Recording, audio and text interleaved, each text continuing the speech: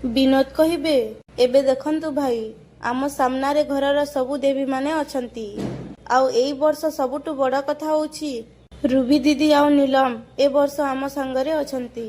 ତାପରେ ଗୌରବ କହିବେ, ଖାଲି ସେତିକି ନୁହେଁ ବାପା, ଖୁବ୍ ଶୀଘ୍ର 9 ଜଣ କନ୍ୟା ବି ଏଠି ଆସି ପହଞ୍ଚିଯିବେ, ଯେଉଁମାନେ ମା ଦୁର୍ଗାଙ୍କର ନବରୂପ ପ୍ରତୀକ ଭାବେ ଏଠି ପୂଜା ପାଇବେ।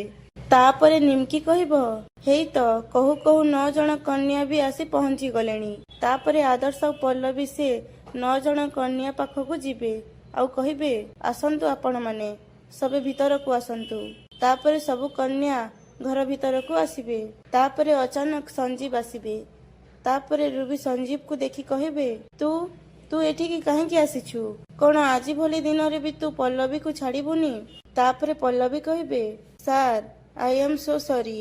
ଆଜି ଭଳି ଦିନରେ ମୁଁ ତ ଆପଣଙ୍କୁ ପୁରାପୁରି ଭୁଲି ଯାଇଥିଲି। କିନ୍ତୁ ଆପଣ ଯେତେବେଳେ ଆପଣଙ୍କ ନିଜ ଇଚ୍ଛାରେ ଆସିଛନ୍ତି, ସେଥିପାଇଁ ଆପଣଙ୍କୁ ବହୁତ ବହୁତ ଧନ୍ୟବାଦ। ତାପରେ ରୁବି କହିବେ, ହଁ, ବଡ଼ ବଡ଼ିଆଙ୍କ ଘରେ ପୂଜା ଅର୍ଚ୍ଚନା ହେଲେ ଏମିତି ବିନା ଇନଭାଇଟ୍ରେ ଅନେକ ଲୋକ ଚାଲି ଆସନ୍ତି ମାଗଣା ଭୋଗ ଖାଇବାକୁ।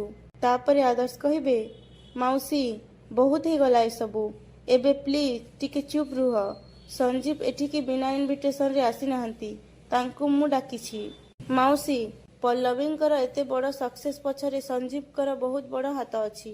ସୋ ପ୍ଲିଜ୍ ତାଙ୍କୁ ପ୍ରଥମେ ବିହେଭ୍ କେମିତିଆ କରନ୍ତି ଶିଖନ୍ତୁ।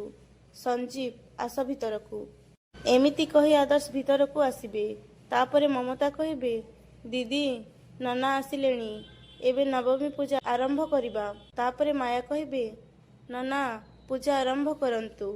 ତାପରେ ନନା ପୂଜା ଆରମ୍ଭ କରିବେ। ତାପରେ ସମସ୍ତେ ସେ 9 ଜଣ କନ୍ୟାକୁ ଆଳତୀ କରିବେ।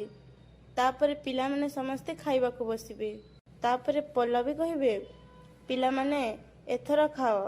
ତାପରେ ବିନୋଦ କହିବେ, ବହୁତ ଦିନ ପରେ ଆଜି ଖୁବ୍ ଟେଷ୍ଟି ଖାଦ୍ୟ ଖାଇବାକୁ ମିଳିଲା ଭାଇ। ତାପରେ ଆନନ୍ଦ କହିବେ, ହଁ ବିନୋଦ, ସତରେ ଆଜି ପଲ୍ଲବୀର ହାତରନ୍ଧା ବହୁତ ଟେଷ୍ଟି ଲାଗିଲା। ତାପରେ ମାୟା କହିବେ, ଆଶା କରୁଛି ପଲ୍ଲବୀ ସବୁଦିନ ଏମିତି ସମୟ ବାହାର କରି ସମସ୍ତଙ୍କ ପାଇଁ ଖାଇବା ତିଆରି କରୁ। ତାପରେ ସଞ୍ଜୀବ କହିବେ, ଆଚ୍ଛା, ମୁଁ ତାହେଲେ ଏବେ ଆସୁଛି। ଏ ବର୍ଷ ଆପଣଙ୍କ ଘରେ ନବମୀ ପାଳନ କରି ମୋତେ ବହୁତ ଖୁସି ଲାଗିଲା। ତାପରେ ପଲ୍ଲବୀ କହିବେ, ଆପଣ ଦେଖିବେ ସାର୍, ଏ ବର୍ଷ ଦେବୀ ମାଙ୍କ ଆଶୀର୍ବାଦରୁ ଆପଣଙ୍କୁ ଚାକିରି ଆଉ ଗୋଟେ ଗର୍ଲଫ୍ରେଣ୍ଡ ନିଶ୍ଚୟ ମିଳିବ। ଆପଣ ଏଇ ବର୍ଷ IPS ନିଶ୍ଚୟ ପାଉଛନ୍ତି ସାର୍। ତାପରେ ସଞ୍ଜୀବ କହିବେ, ଥ୍ୟାଙ୍କ ୟୁ।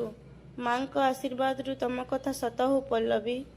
ବଡ଼ କିଛି ତ କହିପାରୁନି, କିନ୍ତୁ IPS ଏ ବର୍ଷ ହେଇଯାଉ। ଏନିୱେ, ମୁଁ ତାହେଲେ ଆସୁଛି।